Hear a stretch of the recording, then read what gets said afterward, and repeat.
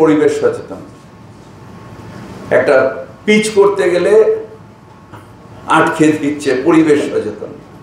আরে পরিবেশ সচেতনতা করতে গেলে মানুষকে প্রতিবাদ করতে শেখাতে হবে, মানুষের কোনটা কল্যাণ সেটা দেখতে হবে, কোন রাজনৈতিক উদ্দেশ্যে নয়, মানুষের কল্যাণটাকে আগে দেখতে হবে। এবং সেই কাজটা তোমরা করবে এটা আশা রেখে এই কোর্স স্বপন সমাদ্দার এবং আমাদের ডিজি সাহেব করেছেন। বিশিষ্ট জনেরা তাদের সময় নষ্ট করে আমাদের সাহায্য করতে এসেছেন, সবাইকে ধন্যবাদ জানাই। আর তোমাদের ওপর আমাদের অনেক আশা, অনেক।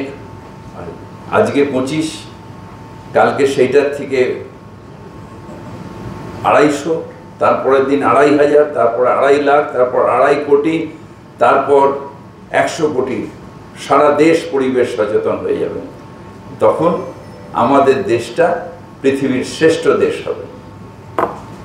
সেই কাজটা আমরা সবাই মিলে চলো আজকে ছোট্টর উপরে শুভ সূচনা করি।